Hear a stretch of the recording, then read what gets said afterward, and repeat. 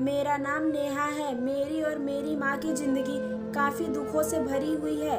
वो कहते हैं ना, जिनका कोई नहीं होता उनका ऊपर वाला होता है। मैं एक जवान लड़की हूँ।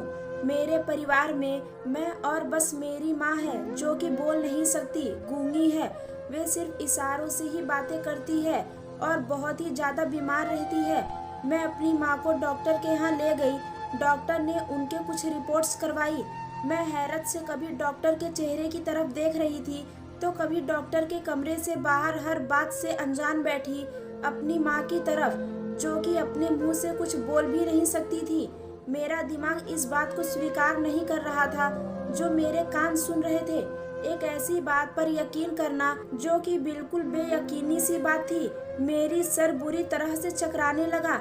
मेरे दिल की बहुत बुरी हालत थी और मुझे उल्टी सीधी सांसें आ रही थी। मेरे चेहरे पर पसीने के कतरे बहने लगे थे। यह कैसे मुमकिन था? मैंने हथेली से अपने चेहरे पर आए हुए पसीने को साफ किया। बड़ी बेयकीनी से डॉक्टर के हाथ से रिपोर्ट ली और उनके कमरे से बाहर निकलकर माँ का हाथ पकड़ा और उसे क्लिनिक से बाहर ले आई। कुछ दिनों पहले मेरी माँ की तबीयत ठीक नहीं थी। वो जो भी खाती थी उनका जी मचलाने लगता था।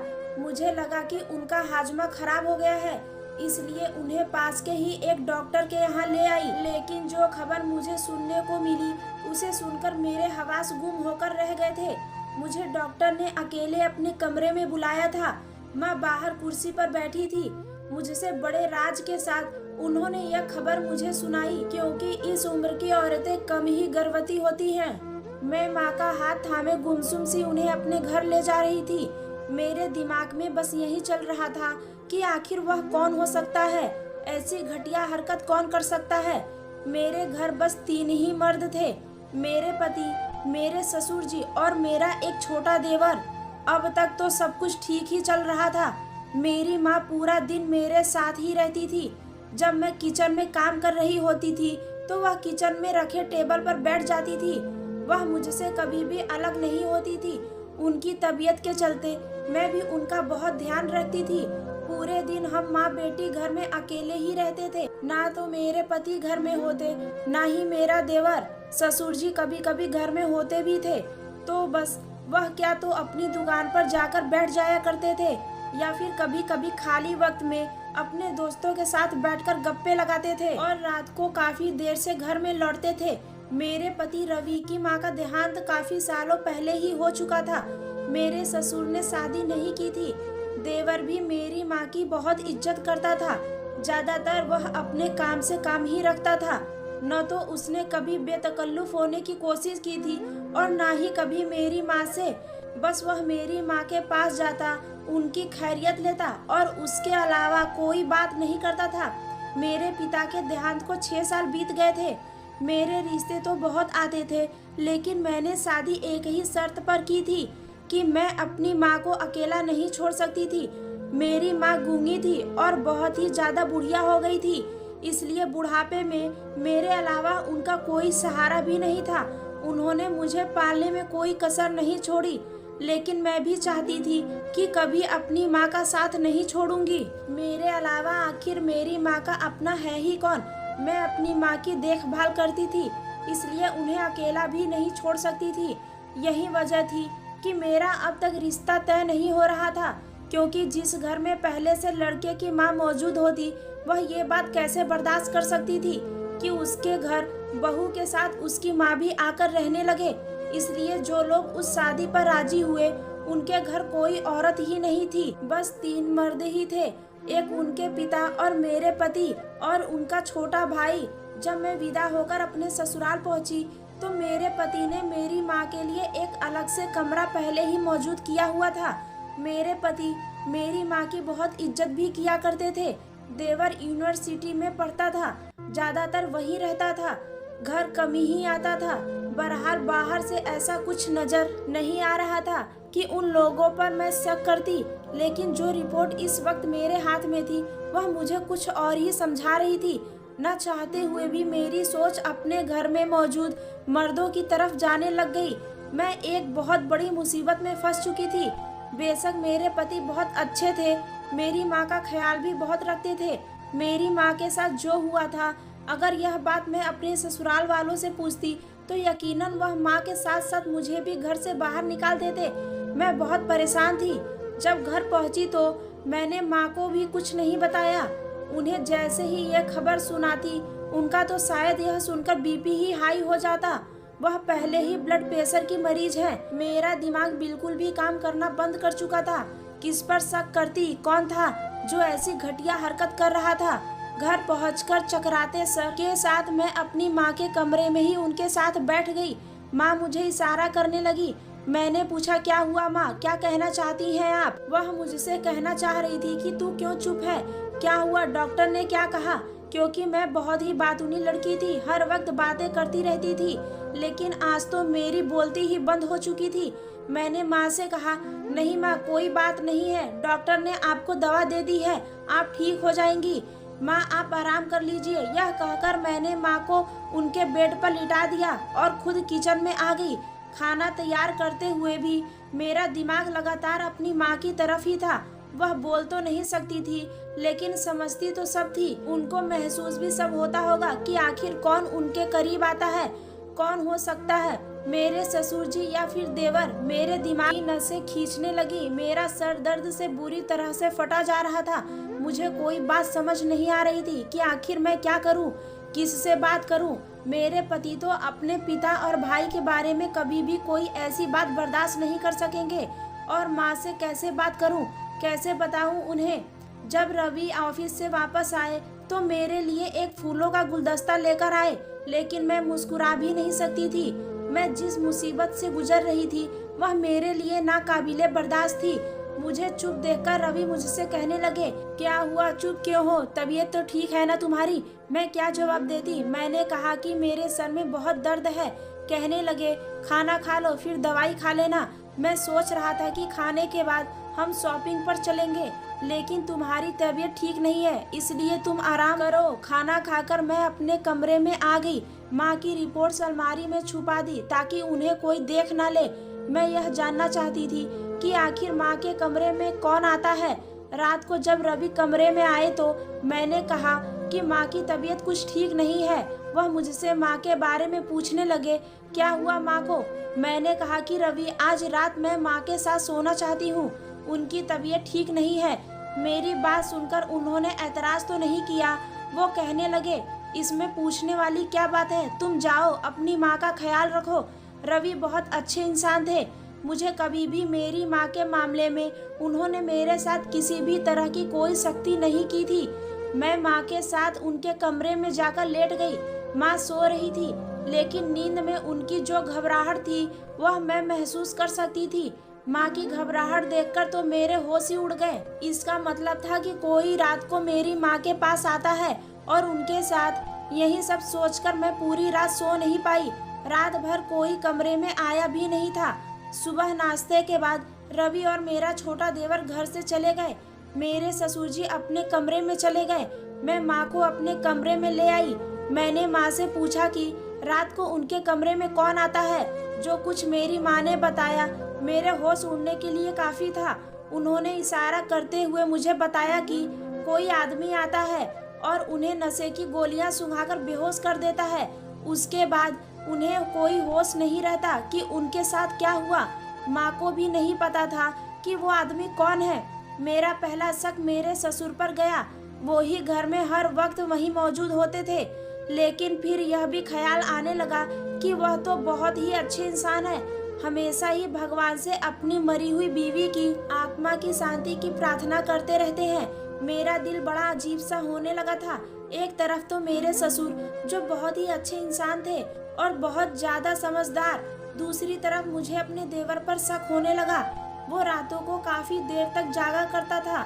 उसके कमरे से टीवी की आवाजें आती रहती। एक बार वह मुझसे कहने लगा कि आप बिल्कुल अपनी माँ पर गई हो, आपकी माँ बहुत खूबसूरत है, आपकी माँ नहीं लगती बल्कि बड़ी बहन लगती है।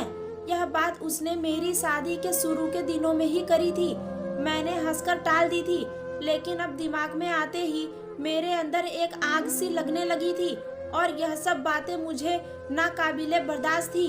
कोई मेरी माँ को बेहोश करके उनके साथ जबरदस्ती करता था। मेरी माँ को महसूस होता था कि उनके साथ कुछ गलत काम किए जा रहे हैं, लेकिन वह बेहोशी में होती थी। उस शख्स को, एक गूंगी और बीमार औरत को हवस का निशाना बनाते हुए मेरी बेबसी यह थी कि अगर मैं आवाज उठाती तो तलाक का दाग मुझे मिल जाता। रवि लाख अच्छे सही, लेकिन अपने पिता के खिलाफ वह कोई बात नहीं सुन सकेंगे, ना ही उनके खिलाफ कोई बात मानेंगे, क्योंकि जितनी वह मेरी माँ की इज्जत करते थे उतनी ही वह अपने पिता की भी सेवा करते थे। वैसे तो ससुर जी भी मेरी माँ को बहन जी कहते थे। मेरे सामने तो उन्होंने कभी नजर उठाकर भी मेरी माँ की तरफ नहीं देखा था, लेकिन जो कुछ वह शराफत की आड़ में कर रहे थे वह बहुत घटिया काम कर रहे थे। मुझे अपने ससुर पर गुस्सा आने लगा। मुझे याद आने लगा जब मैं काम करती थी तो मेरे माँ मेरे साथ किचन में होती थी। मेरे ससुर कभी किचन में आकर मुझसे कहने लगते कि मैं उनके कमरे की चादर बदल दूं। मैं किचन से निकलकर उनके कमरे में जाती और जब उनके कमरे की सफाई करके आती तो वह किचन में अपने लिए चाय बना रहे होते। जब मैं किचन में आती तो कहते, मैंने सोचा तुम थक गई होगी इसलिए मैंने चाय खुद बना ली है। तो मुझे मुस्कुराकर देखकर अपना कप उठाए किचन से निकल जाते। उस वक्त तो मुझे यह बात आम सी लगती थी, लेकिन अब तो हर आम सी बात पर मुझे शक होने लगा था। एक बार वह बाजार से मेरे लिए फल लेकर आए तो 1 किलो अलग से मुझे पकड़वा दिए। कहने लगे, तुम्हारी माँ काफी कमजोर होती जा रही है, तुम शायद झिझक की वजह से उनके लिए कुछ मंगवाती नहीं हो, इसलिए यह सब उन्हें दे देना। वक्त भी मुझे ऐसा लगा कि वह मेरी माँ का एहसास कर रहे हैं। मेरी रात में आंखें खुली तो मैंने देखा कि रवि कमरे में नहीं थे। फिर काफी देर बाद वह कमरे में आए तो मैंने पूछा कि आप कहाँ गए थे, तो वो कहने लगे, मुझे सिगरेट पीने की आदत है। रात को जब पिताजी गहरी नींद में सो जाते हैं तभी मैं छत पर जाकर सिगरेट पी लेता हूँ, वरना पिताजी को फौरन सिगरेट की बू आ जाती है तो वह मुझे डांटते हैं। मैं मुस्कुराकर कहती कि वह आपके फायदे के लिए ही बात करते हैं, वह मामूली सी बातें जो आम घरों में हो जाती है। मुझे उन सब बातों पर शक होने लगा था। मेरी माँ उस उम्र में एक बहुत बड़ी परेशानी में पड़ चुकी थी, एक ऐसी तकलीफ में थी जिससे वह अनजान थी और मेरे लिए हर पल परेशानी भरा गुजर रहा था। मैं कैसे अपनी माँ को यह सब सच बताती जो मैं डॉक्टर से सुनकर आ रही थी। वह ना तो बोल सकती थी और ना ही अपनी परेशानी किसी को बता सकती थी। वह ना भी बताती तो यह बात कौन सी छुपी रह सकती थी। वो तो बाहर से चुप थी, लेकिन अंदर कितनी परेशानी और तकलीफों से गुजर रही थी मैं भी जानती थी। अब मैं रोज रवि से बहाना बनाती कि माँ की तबीयत ठीक नहीं है, मैं अपनी माँ के पास सोने जा रही हूँ। रात भर मुझे उसी शख्स का इंतजार रहता जो मेरी माँ को इतनी परेशानियाँ देता था। कुछ दिन तो रवि चुप रहे, लेकिन उसके बाद मुँह से तो कभी उन्होंने कुछ नहीं कहा, लेकिन वो मुझसे कुछ उखड़े उखड़े से रहने लगे थे। उनकी नजरों में मेरे लिए शिकायतें नजर आती थी। हमारी शादी को कुछ ही महीने गुजर गए थे। वह मुझसे बहुत मोहब्बत करते थे। दिन भर वह ऑफिस में गुजार कर आते तो रात को वह कुछ वक्त मेरे साथ बिताना चाहते थे, लेकिन मैं खुद जिस दिमागी उलझन का शिकार थी, मुझे रवि की इस ख्वाहिश का भी कभी एहसास नहीं था। और अब तो मैं उनके काम करना भी भूल जाती थी। रात को रवि के कपड़े भी प्रेस करना भूल गई थी, वह पहले ही मुझसे उखड़े से थे। फिर सुबह ऑफिस के लिए लेट होके गुस्से के मारे खुद ही अपने कपड़े प्रेस करने लगे। जब मैंने कपड़े प्रेस करने के लिए कहा तो मुझे गुस्से में आकर बोले कि तुम बस अपनी माँ की ही सेवा किया करो, तुम्हारे लिए बस एक ही वही काम जरूरी है। वह इस वक्त इतने गुस्से में थे कि मेरी कोई बात नहीं सुन रहे थे। मैंने कहा नाश्ता बना है, तभी वो बिना नाश्ता किए ही ऑफिस चले गए। मैं अपनी माँ की वजह से बहुत परेशान थी। इस पर रवि का रवैया देखकर और भी ज्यादा टेंशन में आ गई थी। मैं अपने कमरे में बैठकर रोने लगी। रात को रवि का मूड बहुत ही ज्यादा खराब था, इसलिए मैंने माँ के कमरे में जाना पूछा ही नहीं। रवि से अपनी गलती की माफी मैंने पहले ही की थी, मगर वो कहने लगे कि माफी मांगकर मुझे शर्मिंदा मत करो, तुम्हें समझना चाहिए मुझे पूरे दिन तुमसे बात करने का भी मौका नहीं मिलता। ये कहकर मैंने उनको मेरे लिए समय ही नहीं होता, ये कहकर मैंने उनको मना लिया। वह जल्दी से राजी भी हो गए थे।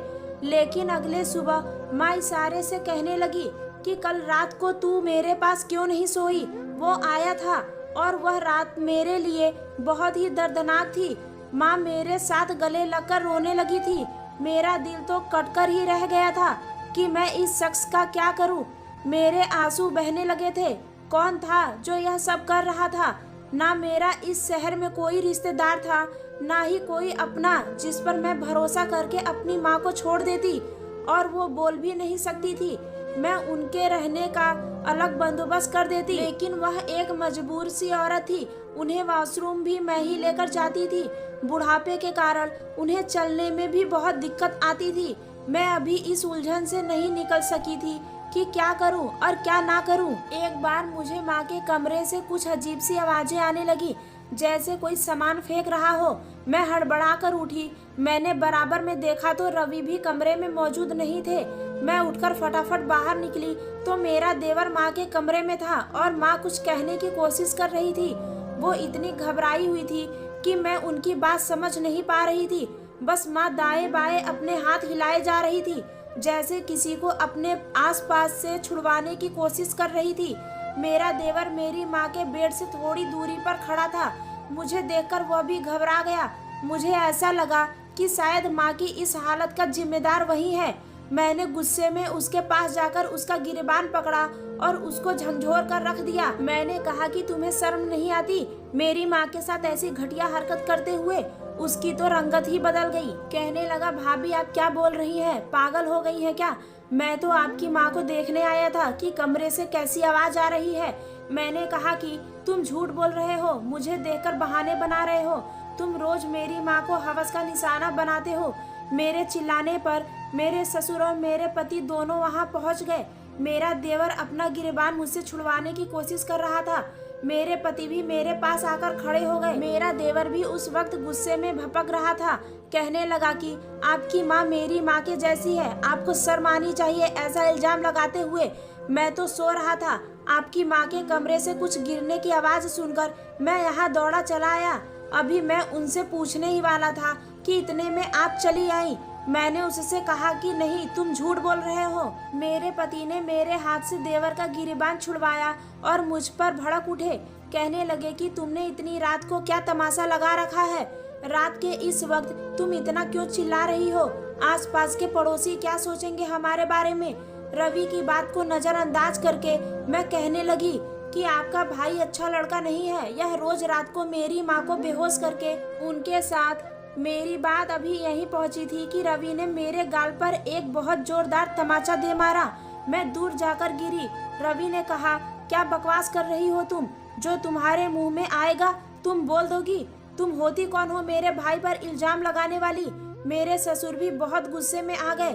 कहने लगे, एक तो हमने इसकी सगी माँ को बेसहारा समझकर बहन समझकर अपने घर में रखा है, और यह एहसान फरामोश मेरे ही बेटे पर इल्जाम लगा रही है। आखिर वही हुआ जिसका मुझे डर था। मेरा घर टूट रहा है। मुझे रवि ने कहा कि मेरी माँ इस घर में अब नहीं रह सकती, मैं उनका कहीं और इंतजाम कर दूं।